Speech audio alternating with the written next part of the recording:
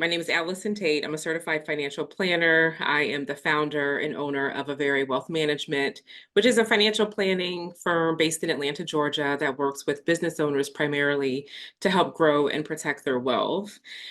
I've been a financial advisor for over 13 years.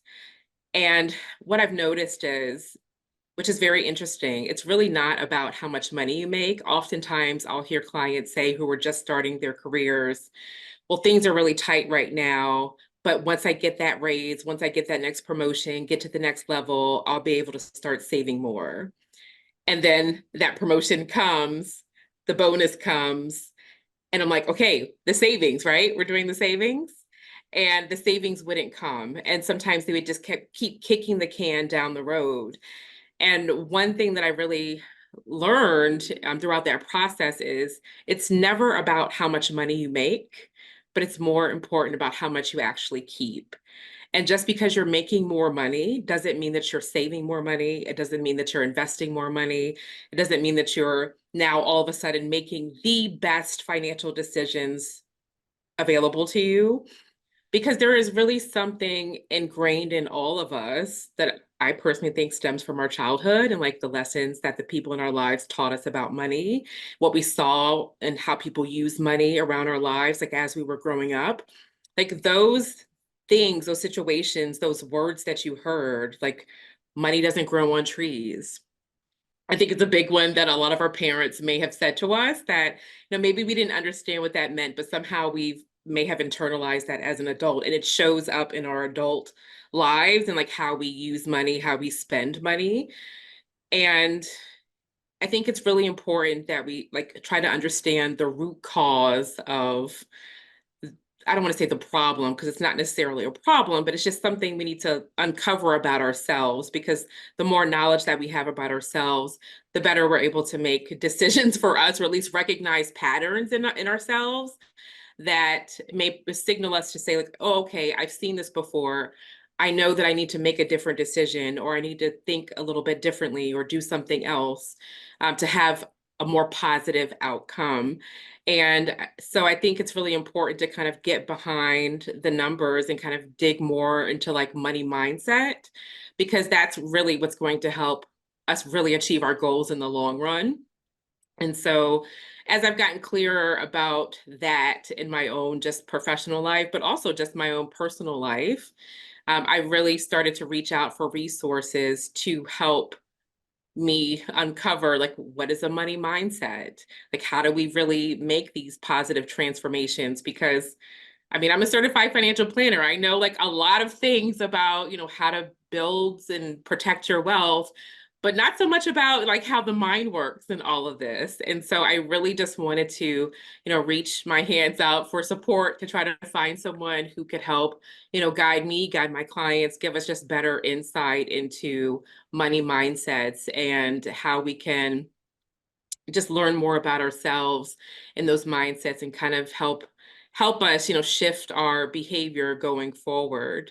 And so I reached out and found Emily, and she was so appreciative for her for joining us today. Emily Shull is a holistic money coach and founder of Me, Myself, and Money. She helps you understand and heal your relationship with money so that you can attract, keep, and enjoy money without the anxiety and overwhelm. Emily does this by guiding you through the emotional root of your unease with money. She's known for her calm voice, non-judgmental manner, and ability to help you realize a more peaceful relationship with money and with yourself. Originally from the United States, Emily now lives in the Netherlands and works via Zoom with clients around the United States and Europe. And with that, I will turn the floor over to Emily. Thank you so much, Allison. That was such a beautiful introduction of the topic. It just fits perfectly with what I'm going to present. I love talking about money, and especially the link between money and emotions, and helping people broaden their perspective about what their relationship with money is. And I really see it as being on a continuum. of financial strategies on one side. So turning to people like Allison to help us with our long-term financial goals, current money management, setting a plan, creating a strategy, and then working to get there. But on the other hand, there's the emotional side of money, the emotions behind the thoughts, behind our behaviors. And when we are stuck in patterns that aren't serving us, when we can't reach the financial goals that we set for ourselves, then we need to look on that end of the continuum for support. So this talk is going to be all about that, on how to merge these two so that you can identify any unhelpful money beliefs that you have and free yourself from them so that you can meet the financial and personal goals that you have for yourselves. So I have some slides. I think I'll just jump in and start with them. As I go along, if you have any questions, please put them in the chat. And Allison, if you could read those out to me, that would be great. Absolutely. And hopefully we'll have time at the end for some Q&A and discussion. There's always so much more to talk about, and it's fascinating stuff. All righty.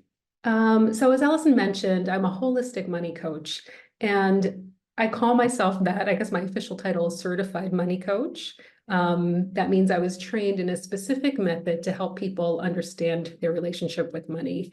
And this field really resides smack in the middle of these two worlds on the continuum of financial professionals and mental health professionals.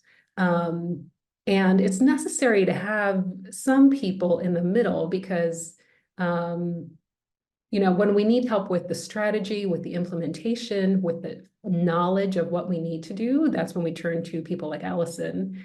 When we need help with our emotions and our relationship with ourselves and others and understanding our patterns of behavior, we turn to mental health professionals. But there aren't many people you can turn to when you need help understanding your relationship with money, understanding why you can't meet your financial goals, understanding those patterns of behavior. Because traditionally, financial professionals are really good with the numbers, but they're not trained and don't have the expertise in the emotions. And the opposite is true with mental health professionals. They're trained in the emotions and the mind, but not in the numbers. And often they have their own money issues, as most of us do. And so that's not an area they're particularly fond of exploring. So that's what I do. I work in this space in the middle. Sometimes I call it this no man's land, although there's more of us coming into it every day. So I'm in private practice. My practice is called Me, Myself, and Money, because as Allison was saying, it is so much about our own experiences, so much about ourselves, comes through in our relationship with money and how we handle money. And so the more we can understand ourselves, the better we can meet our financial goals. I have a master's degree in family financial planning. At one point, I thought I was going to become an advisor, but then I discovered this emotional world of money, and that's exactly where I belong. So that's what I do. And a lot of the work that I do with clients is psychological. So even though I don't have any degrees in psychology, I'm always training and learning more and reading more about it. So one of those is hypnotherapy. So I'm a certified hypnotist. I don't use that too often, but it's a good background to have. All right, so let's dive in. I realized when I was speaking with Allison, the original title that I suggested was Discover the Money Beliefs Holding You Back and the Proven Way to Change Them for Good. And when I read this back to myself, I realized, oh, I actually don't believe in changing money beliefs. I don't think that that's actually what happens. Instead, what we actually do when we uncover our unconscious money beliefs is that we free ourselves from them. And I think it's an important distinction to make because it's often changed as our money mindset or our money beliefs or something that just need to be changed. And that implies to me that we just need to think differently and then we'll act differently. And that misses a crucial first step, which is identifying the underlying emotions before the thinking that lead to the behaviors. I'm going to go into this in a little bit more detail, but I just wanted to let you know that, yes, we're going to learn the proven way to free yourself from unconscious money beliefs. So by the end of today, I would like you to understand why your money beliefs are so important, to discover where your money beliefs come from, to learn how to identify unhelpful money beliefs, and then finally, learning how to free yourself from them so that your thoughts and actions align with your goals. And I'm going to be talking about money, but when I talk about unconscious money beliefs, I'm talking about them in relation to money, but we have unconscious beliefs about everything. And so this is going to be helpful. You can apply this to any area of your life. All right, so starting with why our money beliefs are so important. I feel like money is so often presented to us as just math and logic. And as I mentioned, it's so much broader than that. And our relationship with money is actually really emotional because our money beliefs and behavior stem from our emotional experiences. And this makes sense if you think about it, because money is such a core part of our survival. We need money in order to stay alive, in order to feed ourselves, in order to have safe housing, in order to pay for medical care. And this is why it activates such strong emotions in us, such as either avoidance or fear. Sometimes money conversations make us just want to shut down. And even that flight from our emotions is an emotional response. And as Allison even mentioned in the intro, our emotional experiences, and especially as children, are what shape our money behavior today. So in order to change our money behavior, we have to take a look back and see where it stems from. I'm sure many of you have at some point in your life had a financial goal or any other type of goal and made some steps to get there, but just find yourself going back in circles. And this is what happens when we have unconscious beliefs. We have a conscious thought and behavior, for example, that we want to save money. I've had many clients over the years who want to save money and they're just so frustrated because they make attempts, they get part of the way there, and then something happens and they're right back to where they were. And that something is the unconscious thoughts and behavior that's conflicting with their conscious intention to save money. When this happens, we can never reach our goal because we're stuck in this cycle of shame where we make an intention, commit to changing our behavior. We might make some progress, but then eventually fail to sustain it. Feel guilty, ashamed, often self-comfort, get ourselves together for another try. But if you have unconscious beliefs, this cycle will continue again and again and again until you understand what exactly is stopping you from your intended goal. So our unconscious money beliefs originate from personal experiences and particularly from negative personal experiences in childhood. And the first time I heard a version of this quote, "The mind is like Velcro for negative experiences and Teflon for positive ones." I was in a parenting group when my oldest was a toddler, and the leader said, "Yeah, negative experiences stick to children like Velcro, and positive ones just slide right off like a nonstick pan." And I thought, oh, that's so awful. Like, I spend the whole day trying to build my child with these positive experiences and love. And the only thing he's going to remember is when I get frustrated at the end of the day and yell at him. But it's true. And this is how children learn about the world. And it's how you and I learned how to stay safe, what was expected of us from our parents and from other adults.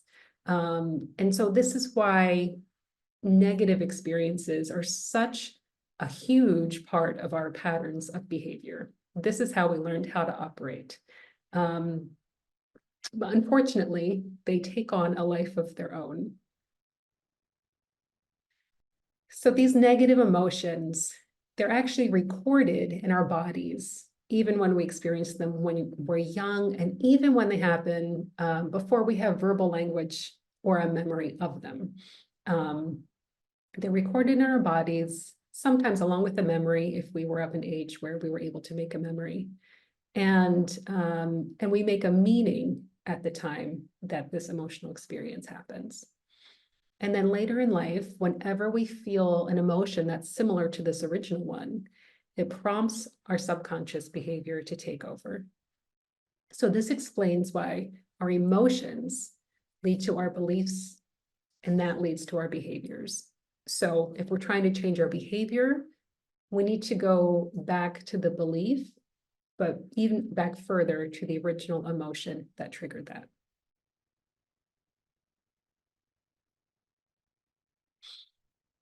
And this happens because different parts of our brain operate differently from each other, and they don't always talk to each other or work together.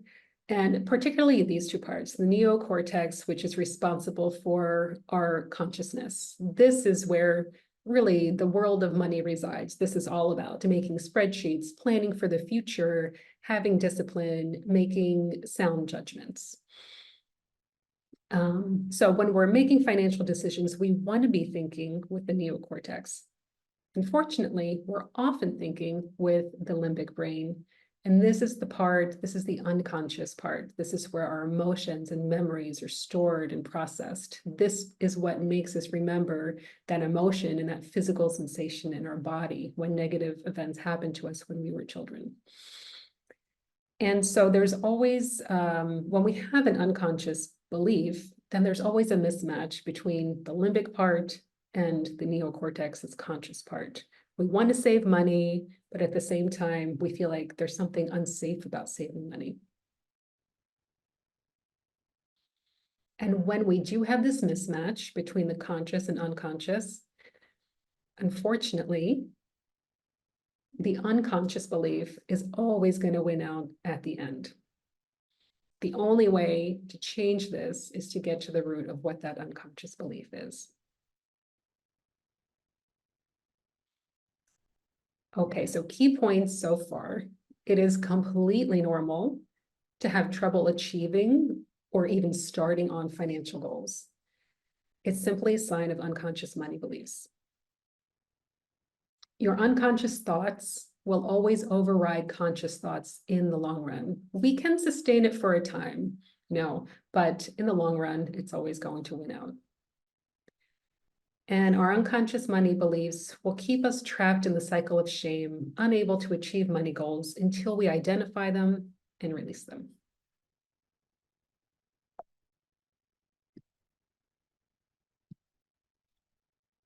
All right, now we're going to find out where our money beliefs come from.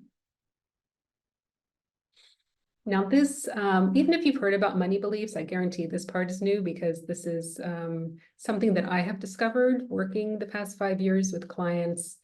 I have come to understand that there are really two categories of money beliefs.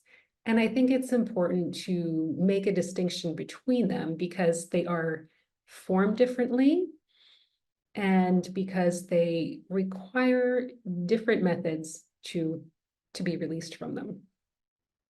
So the first type is something I call snapshot beliefs, and these result from a single experience that we had, usually in childhood. And these are usually directly related to money.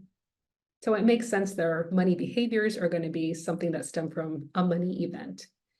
But accumulated money beliefs, these result from having similar experiences over and over again over the years. And they're usually not related to money at all. They're actually related to our emotional experiences, mostly childhood wounds, how we came to see ourselves. I'll go into that in detail in a few minutes, but first I'll start with the snapshot beliefs.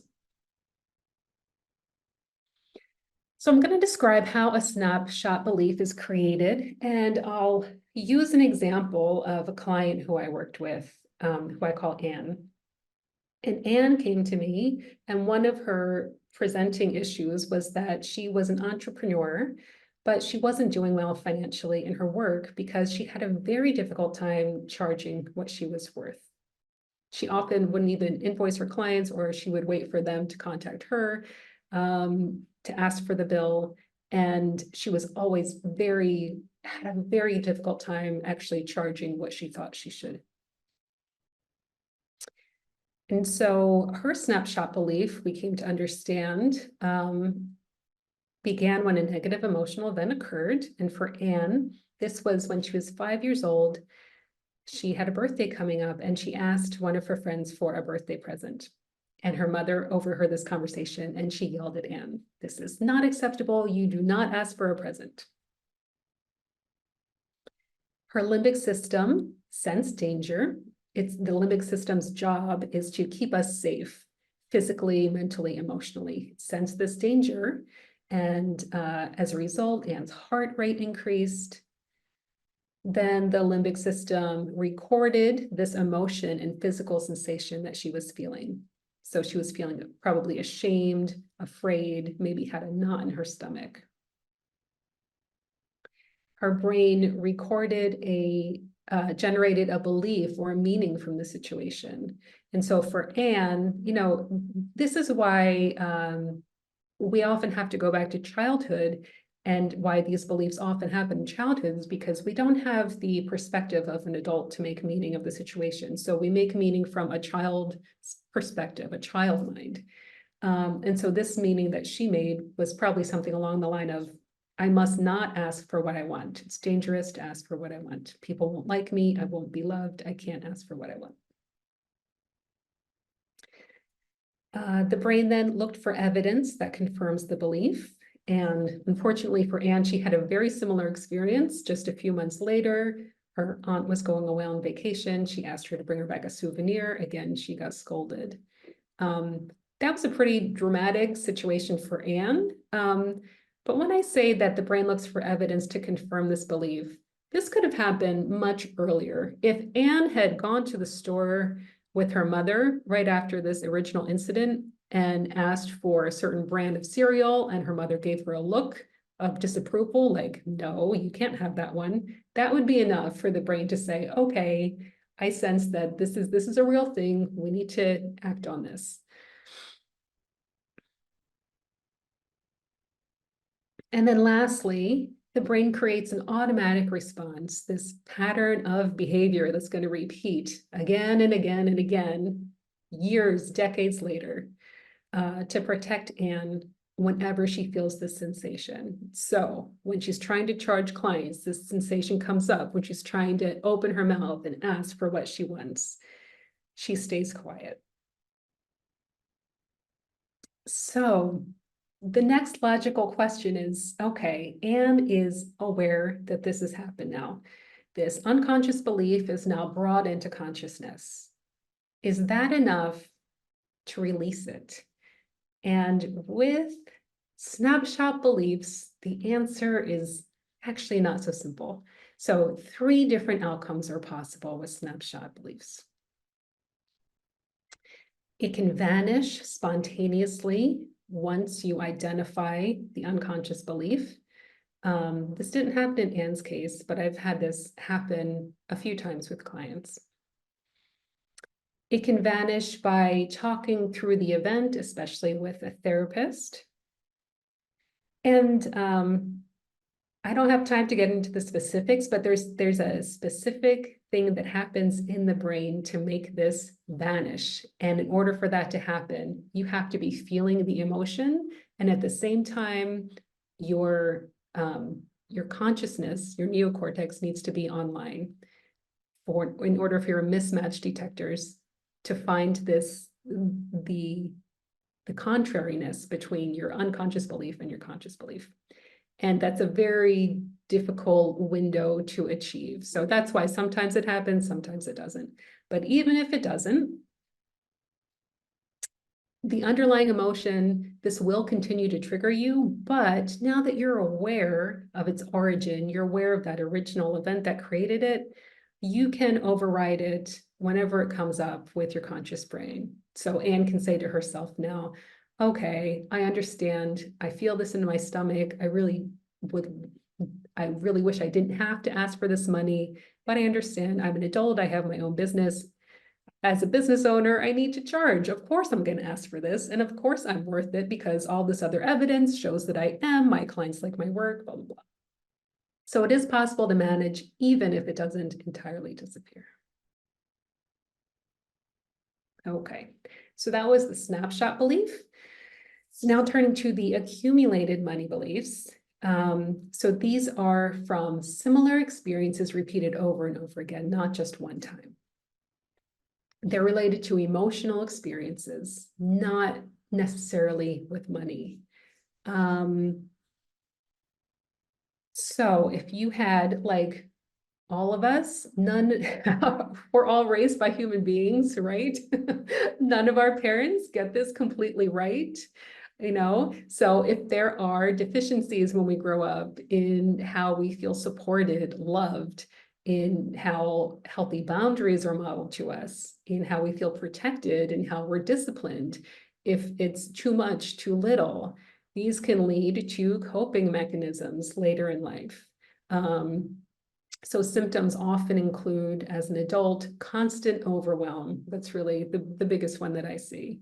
Low self-esteem, procrastination, perfectionism, passive-aggressive behavior, judgmental behavior. If you recognize yourself in this, you're not alone. We all have at least a few of these. And it's a matter of how much it disrupts your life and your money life. Some people, it doesn't matter as much. Some people only in certain areas, and others more so. Okay, so unlike the snapshot belief, it's more like a mountain of evidence that accumulates. So that's the visual I really like to think about when I think of accumulated money beliefs. So in order to, the mountain is not just going to vanish. So in order to get that mountain down, we just take a shovel and we start removing it layer by layer by layer by layer by introducing new evidence. That's by introducing evidence of all the skills we have, all the accomplishments we've accomplished, and changing our perspective. I'll give you an example in a moment. All right. So taking another client story, this drawing is actually from one of my clients who I call Eric, and he said I could use this, but did mention that the arrows are going in the wrong direction. So just reverse these arrows in your mind. And you can see that this figure is on a treadmill, not going anywhere. This is a big pile of dollar bills here.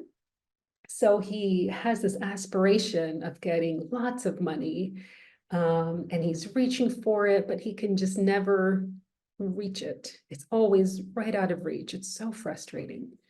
But at the same time, you see that he has some dollar bills in his pocket and they're carelessly falling out. So he feels like he's not managing the money that he does have, yet at the same time, he's really striving for more. And looking at this picture, you might be surprised that about a year before we started working together, Eric had a windfall when his company had an event. And he came into like over $1 million. And yet he is still feeling this way. So what's going on there? What are the accumulated money beliefs that have him still feeling like that money is a constant struggle and that he's a screw up? These were the two big beliefs he came in when we started working together.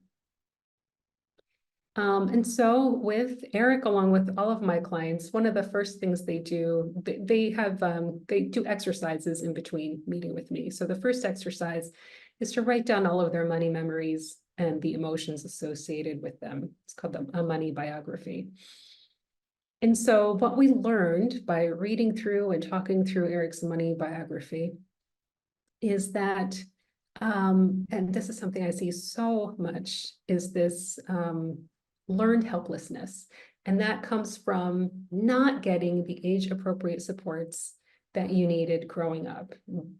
Being forced to take on too much before you had the resources and the wherewithal to really handle the situation. And in Eric's case, his parents were just emotionally absent. And so he had to take on a lot of responsibility. And because he wasn't shown the appropriate guidance at the time, it just feels really overwhelming. And like fierce independence is one indicator of this. I see that a lot, that people feel constantly overwhelmed and feel a lack of support because they feel like, well, it's always fallen on me. I haven't had anyone to lean on. It's fallen on me, yet I don't quite know how to do it. And this is really, it's a difficult thing to see on your own, because when you grow up this way, this is all you know. It's like a second skin. And so having a different perspective is so important to help you identify this. And so you might wonder, like, what are the effects on his money behavior? This has nothing to do with money. Well, for Eric, it led to insecurity at work, never being quite sure of his skills and abilities, and that leading to overwork and also not setting boundaries at work. And so he had this pattern of behavior over and over again. He would get a job, he would be overworked, and he would eventually quit the job because it was just too stressful, too much. And then his savings would dwindle down, he'd get another job, and the same thing would happen.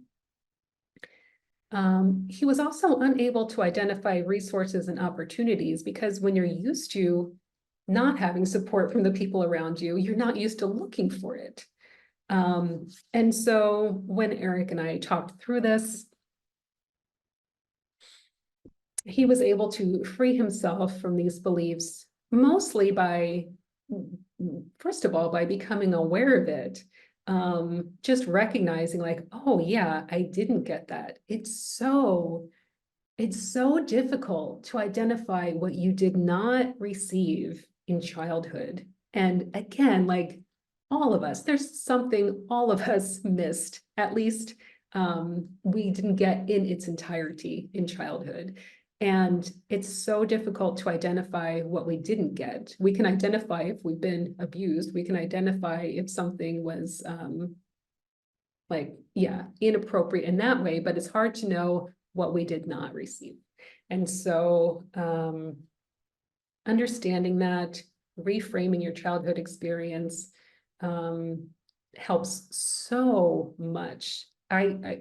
He changed so much in a very short period of working together. It opens up so much self-compassion, which I'll talk about in a little bit later. Just realizing this, and then once you realize what you didn't get, you can start to think about how you can give that to yourself as an adult. And there are so many ways to do that.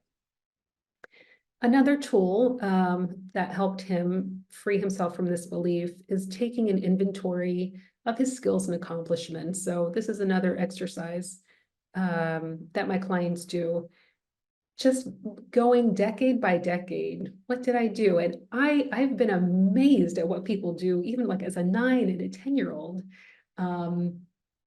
We have so many experiences in our lives that we just don't think about or take for granted, or don't recognize for the for the work that we put in and for the skills that we've acquired.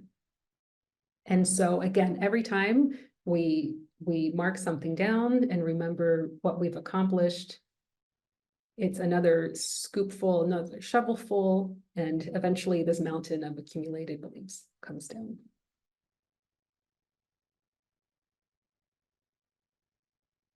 Okay. Learning how to identify unhelpful money beliefs. You might have already spotted a few now. You might have thought, oh, yeah, okay, that sounds familiar. But you might be thinking, well, maybe I have some snapshot beliefs. Maybe I have some accumulated money beliefs that I don't know about. So how can I tell? some really common indications that you have some unconscious money beliefs. Resistance is the biggest one. Not being able to take steps to achieve your goal, even though it's something that you genuinely intend to do. You know you should do it, you know exactly what you should do, but you can't get there. That's the biggest sign. Unhelpful patterns of behavior, like money comes, money goes. That's one that I see very, very often. It can be easy to justify each time this happens. Oh, I saved money, but then this happened. Oh yeah, I saved money, but then this happened. But it happens over and over again. That's a good clue that there's probably some unconscious belief going on there. And then avoidance of money matters. And this can look like spiritual bypass or creative bypass. And spirituality and faith are incredible resources to have. What I talk about here when I'm saying spiritual bypass is when we don't take actions that we need to take to get us somewhere, but just have this, okay, I'm just going to trust in the universe that this is going to happen. Relinquishing your own power, your own ability to take action steps, and just kind of going on blind faith. That's definite sign of an unconscious money belief. Luckily, there are lots of tools, great tools to help you identify your unconscious beliefs. And journaling is a wonderful one, particularly to identify snapshot. Well, actually, this works for both snapshot and accumulated beliefs. Writing down early money memories, particularly noting what you felt at the time. Again, the emotions is what starts this pattern of behavior. It's important to go all the way back to that original emotion, what you felt. What meaning did you make of the event? And then what patterns do you notice that happen afterwards? Sentence completions is another good one. Two examples are if you write down money is, and then answer that very quickly, as fast as you can, at least 10 times. By the end, you usually get to those unconscious beliefs. Another good one for a sentence completion, if I were to reach my goal, like if I were to accumulate money, if I were to meet my savings goal, then, and taking that one step farther, writing down the pros and cons. We usually consciously only think of the good things that will happen if we meet our financial goals, but our subconscious is keeping us safe from something. So this is a good way of uncovering what that something is. Saving money, what helped me buy that house? Saving money, what are the cons? Well, if I accumulate too much money, maybe my family will think I'm, too good. Maybe it will interrupt my relationships. Maybe I won't, if I'm looking for a partner, I won't be able to trust anyone. I'll think they're after my money. So that's another good strategy. Thinking about the cons, not just the pros. This is my favorite tool, drawing. Anyone can do this. I think I like hear people like hyperventilate, like drawing, I can't draw either. And I use this tool all the time. This works so beautifully, particularly for accumulated money beliefs, because when we draw, we get to the emotional undercurrent of what's going on. Yeah, stick figures work. So here are two suggestions: drawing a picture of your relationship with money, drawing a picture of what you fear, or drawing a picture of your emotional experience as a child. That's another good one.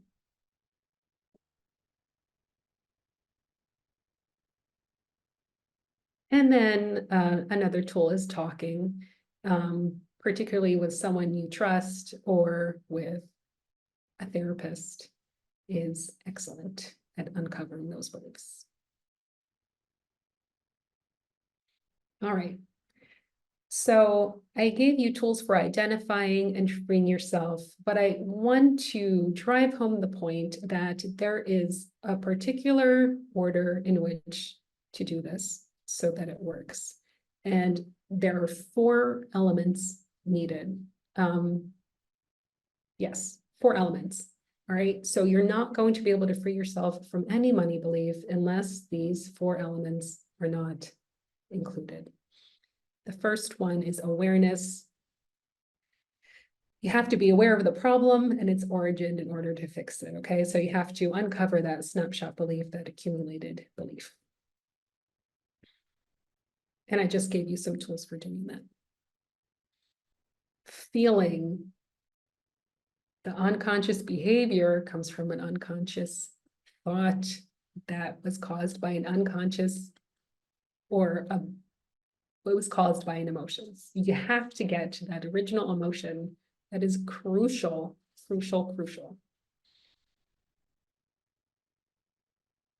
Self-compassion. There is so much research now on how crucial self-compassion is to the healing process. Without it, you're always going to be stuck in this battle between your desired behavior and your actual behavior. Yes. So asking yourself, what am I being protected from? Again, it's another form of what is the con, but making it a little bit more personal. How is this keeping me safe? Making sense of this experience, because often we're just baffled by our own behavior and so frustrated by that.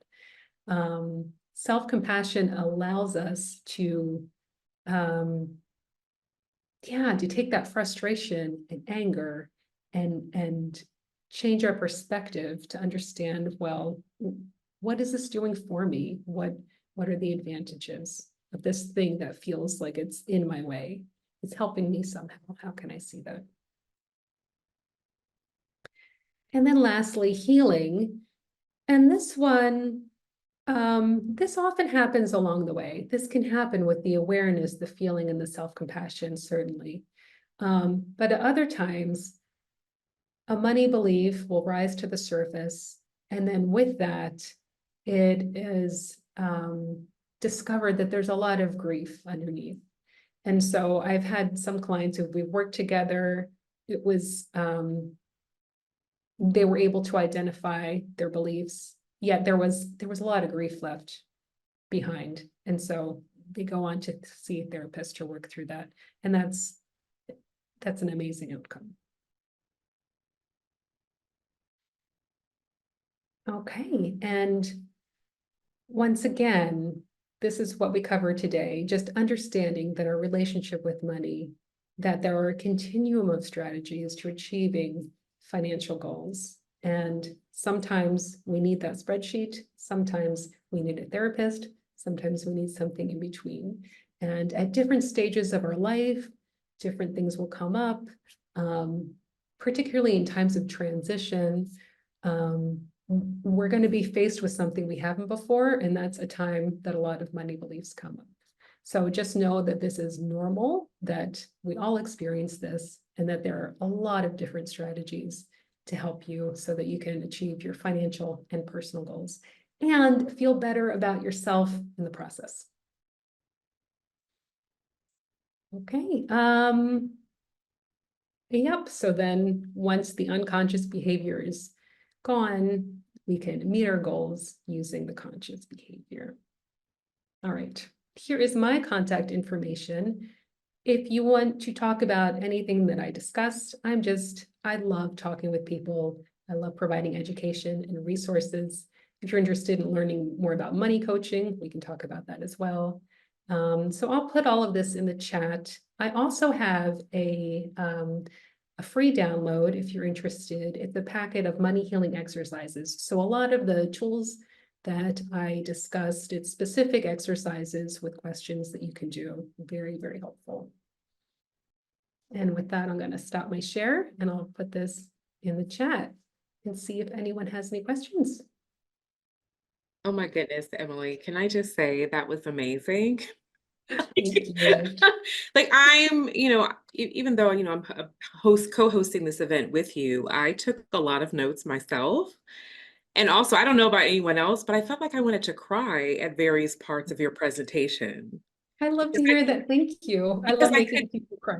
I could, so I get that often. When clients speak with me, they're like, "Is it common to cry?" And I'm like, "Actually, it is." Because it's kind of a part of the process. It's not intended, but if we're really talking about like some deep things and trying to get to the root cause of some of these money issues, sometimes there are tears involved. But I could see myself in my childhood in a lot of some of the examples that you brought up. Like in particular, and I certainly don't want to, steal anyone's thunder if they have any questions, but maybe I'll just put this out there as a way to break the ice, if you will. So something that came up for me was around your conversation around accumulated money beliefs Mhm. and the note about, not receiving support, at various, age appropriate support. And I wondered how that might translate into something that I think a lot of Black women feel, which is like this strong Black woman mentality. And I know this is not money related, but I'm also thinking it might be because somebody mentioned something about not looking for resources and opportunities and having this fierce level of independence that tends to lead to overwork, mental health breakdowns, and oftentimes a lot of us or a lot of Black women potentially leaving like these corporate spaces where we kind of have overworked ourselves out of this strong Black woman mentality. And then like we get into entrepreneurship, and sometimes I think at the beginning there might be challenges charging our worth. Like we want to do work for free. We want to undercharge. And we want to like do all the things, solve all the problems, but not get compensated for it. And it just made me, I don't know, realize that I think there's something bigger to unpack that may or may not have to do with money, but I think it's something that's really important for us to kind of dig a little bit deeper on in terms of some of those accumulated beliefs that we have. Absolutely. Absolutely. Yes. Yes. Because in addition, it's just this like snowball effect. So in addition to uh, the childhood experiences of like, oh, you're too much, or whatever it may be, or um, having to take on too much too early, then you get out as an adult, and then there's all of these societal influences and these stressors of like, oh, but as a Black woman, you shouldn't be doing this and this, and it just expands and expands and expands. So yes. Okay, so that was my I don't know, way to break the ice, if you will. If anyone else has any questions, comments, thoughts, I'm happy to hear them. I don't seem to be able to put anything in the chat. I'm not sure why. Oh no. So while if anyone has a question, Okay. And I'm wondering ask and I'll. if any of the participants, you might have to come off mute to ask the question if you have one, if there is an issue with the chat. If there are any questions, comments, feel free to come off mute and ask away.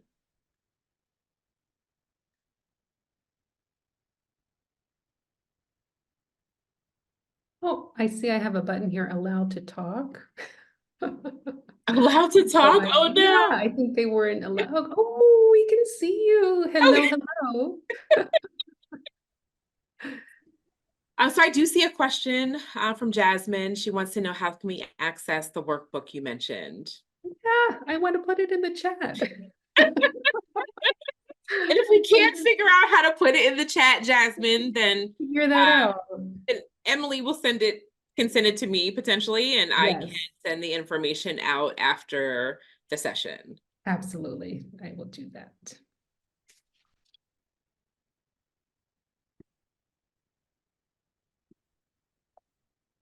Yeah, that's so strange. Okay. Wonder if I can put it in the Q&A.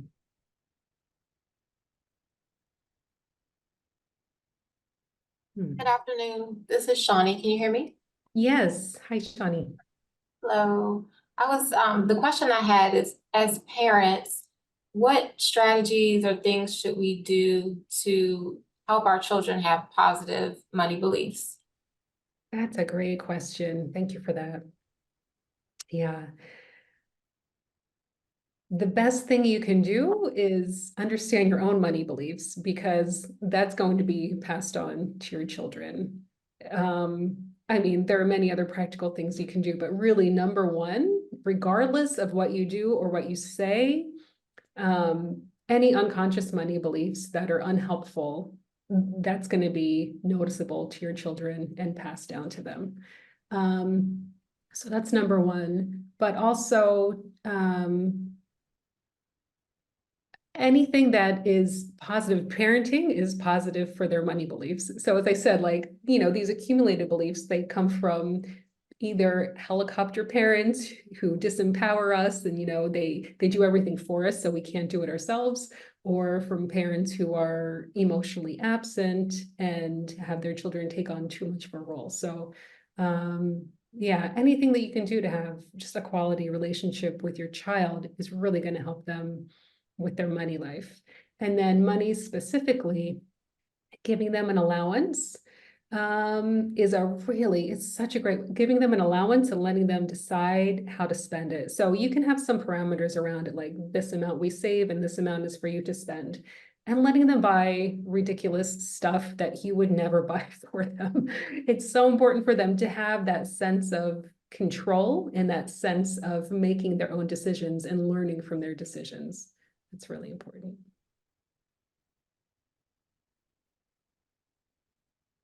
Thank you.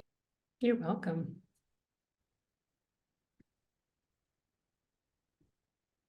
And talking about money too, talking about it, even money mistakes that you make. Yeah, normalizing conversations around money is also very helpful. Often we see our parents and then we just make assumptions about what they're doing based on, or how they're thinking based on but based on what we see. So having conversations is helpful as well. Okay, I see two more questions. The first one is, once you're able to identify the origins and impact of money beliefs of those in your family whose financial experiences and decisions impact you, what tiny step should one take to help shift the mindset of those around you? Oh my goodness, that's such a great question. Thank you, Lashana. Oh, this is really difficult. It's difficult because the only behavior we really have any control over is ourselves, is our own. And even though this person's behavior is affecting you, the only thing that you can do is have conversations with them, maybe share some things that you've learned here. Um, yeah, and you can also model based on your own behavior, or you can bring up like, oh yeah, I used to think this, I used to have such a hard time meeting this goal, but then I realized I had this thought and this is what I did about it, and now I'm able to. So talking about your own positive experiences with your money beliefs and behaviors. Yeah, I wish I had a magic bullet for this for this question. Unfortunately, there isn't one. But as much as you can do um, to support and buoy yourself in your relationship with money, that's going to be really important. Yeah, I also think just having the conversation, positive conversations with, your loved ones is also very helpful because, I mean, at some point, I mean, they may not hear it the first time. It may not, they're listening, but they may not hear it. It may not resonate with them. But more often you continue to just like share those experiences and like share your beliefs and like share your own transformations. Sometime there may be a point in their life where they get it and they might be willing to take steps on their own to change some of their own money beliefs. Yeah, thank you, Allison.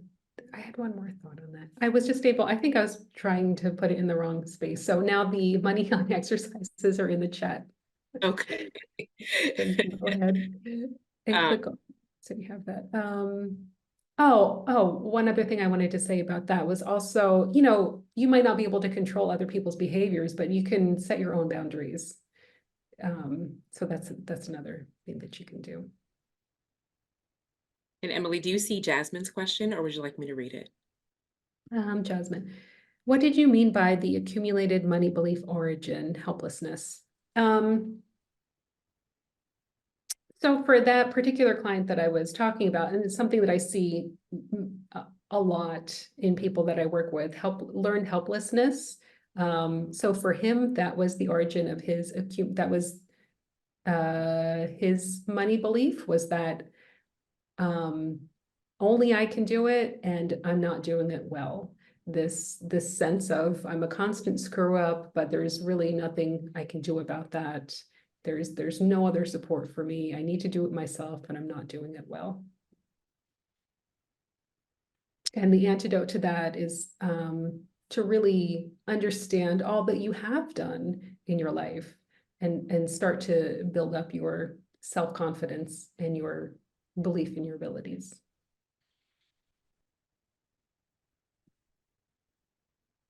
Excellent. We have another question. How do you know that you're living within your means? That's a good question for Allison, I I think. know. Ah,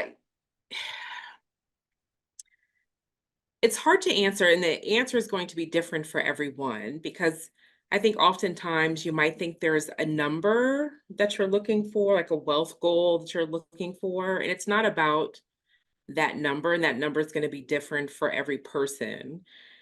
But I think it's really understanding what your long-term goals are and where you are in alignment with those goals and how close you are to them. And I think one thing that financial advisor can do is help give you clarity around not only like where your goal, what your goals are, but actually like calculating how close you are to achieving them.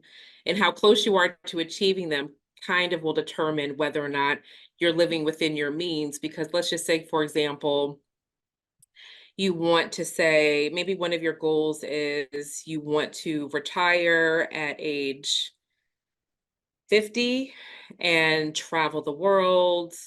You want to have a multi-million-dollar home with no mortgage, and you just want to be able to pull down $20,000 of cash each month to live on. I'm totally making all of that up, by the way. Okay, well, if that's your goal, then I could see where you are today in relation to that goal. And let's just say, if I've determined that if you wanted to spend $20,000 a month in retirement, you needed to have, I don't know, a $20 million nest egg. Well, how close are you to that $20 million? And I guess that would determine whether or not you're on the right path towards achieving your goals, or whether or not you might need to make some modifications to kind of like how you're living today, if you really value having, that experience, that freedom to travel the world and do as you please later in life. So it's hard to answer that question like definitively, but I think it's more of just where you are like directionally towards achieving your goals. Do you have anything to add to that, Emily? Yeah, I would add that when thinking about money goals, think about not just think about the why behind the goals, and not just the why, but what you want to feel. So that gives you more flexibility in how to achieve that. So for example, oh, think of a good example. If you want a promotion at work, for example, because you want the prestige, well, you might not actually get that prestige. You might just get a lot of stress, and it actually isn't giving you what you think. Or you think like, oh, at this stage in my career, I should have this title. So you go for a job with that title. And you don't realize that it's actually not giving you what you want. sorry, there are better examples. I just can't think of one at the moment. But thinking about not just like the financial goal, but why you want to achieve it and how you want to feel when you get there gives you some more flexibility and options for different pathways to achieving it. Yeah, most people don't come to me and say, like, I have a number in mind. They're just like, I want to retire at this age. We want to travel the world. We want to go on, 4 or 5 international trips, every year. And like, okay, all of that sounds great because you value experiences and you want to learn about other cultures and like and enjoy time together as a couple and feel all those nice tingly things that one experiences while traveling. And so you're right, it's the feelings. It's not the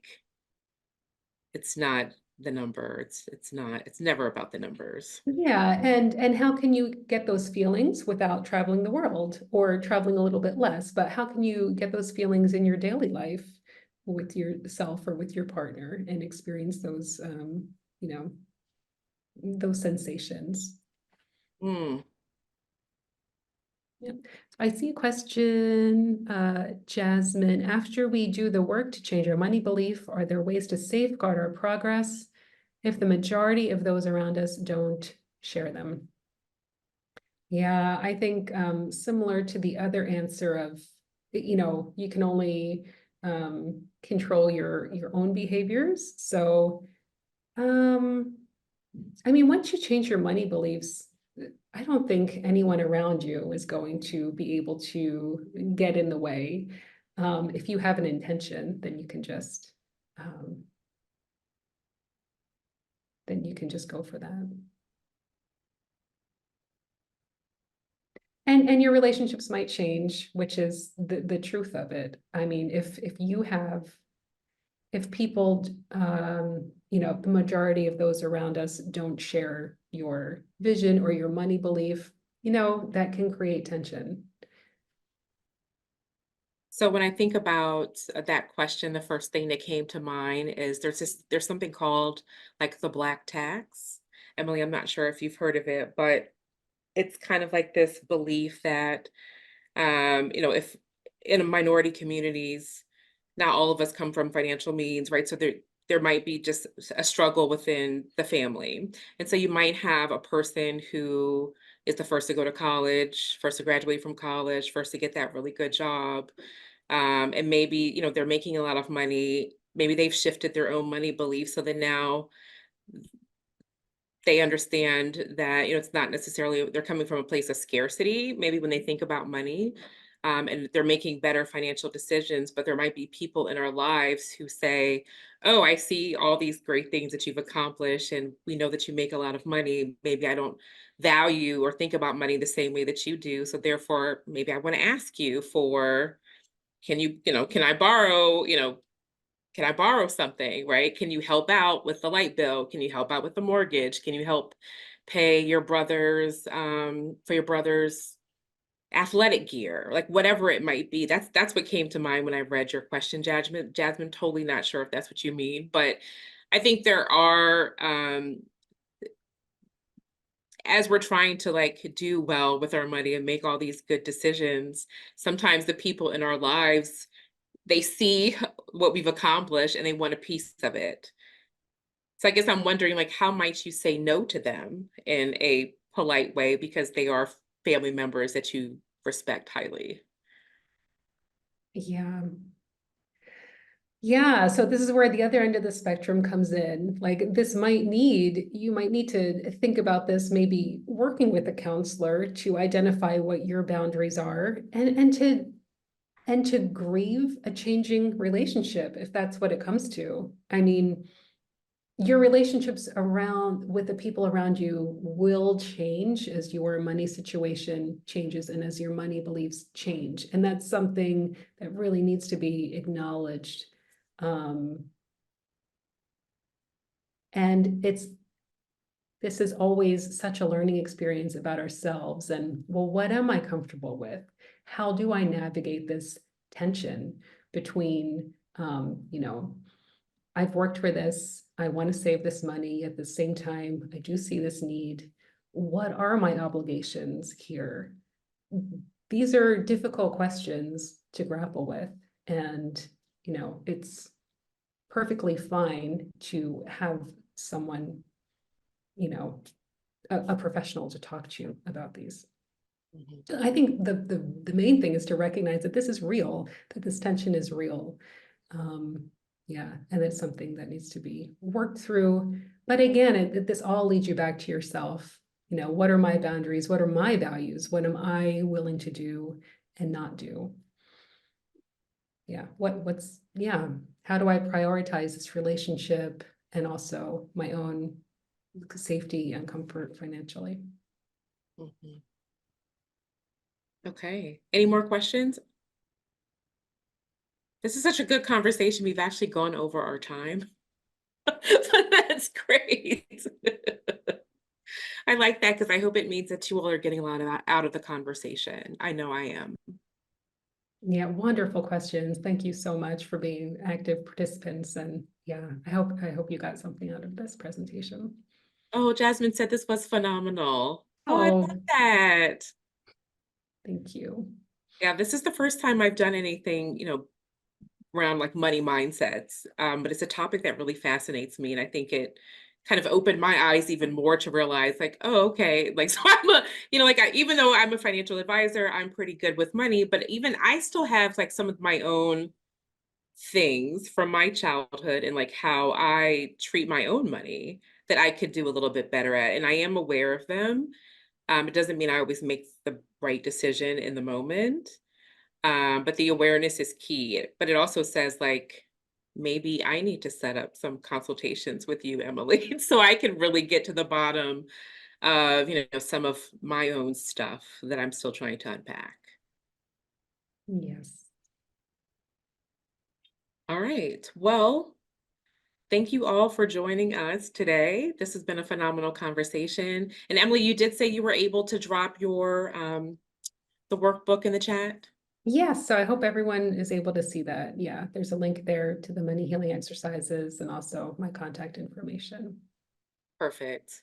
Well, thank you so much, everyone, for joining us today, and look forward to the next webinar coming soon. Thank you. Thanks for having Bye. me.